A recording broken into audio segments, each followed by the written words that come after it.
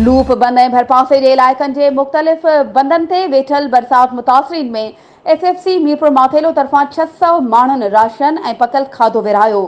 FFC भाण factory तरफ़ां बरसात मुतासिरीन में पकल खाधो ऐं राशन जा थेला ब्रिगेडियर सलीम साहब, चीमा प्यारो, अमानुल्ला साहब शर, शौकत अली समेजो, अहमद अली जी निगरानी में मीरपुर माथेलो वेझो लूप बंद ऐं मुख़्तलिफ़ ॻोठनि में राशन सां गॾु तयारु थियल खाधो पिणु विरहायो वियो।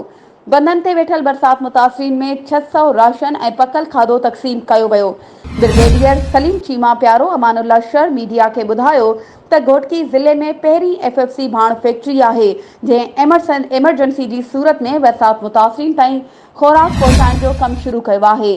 रोज़ानी जे बुनियाद ते ज़िले जे मुख़्तलिफ़ शहरनि में वञी समय बरसात मुतासिरीन ताईं राशन पहुचायूं था। हुननि वधीक चयो त जंहिं ग़रीब जो घर ड्रही पट थी वियो आहे, कोशिश करे उन्हनि खे अझो ठाराए ॾींदासीं।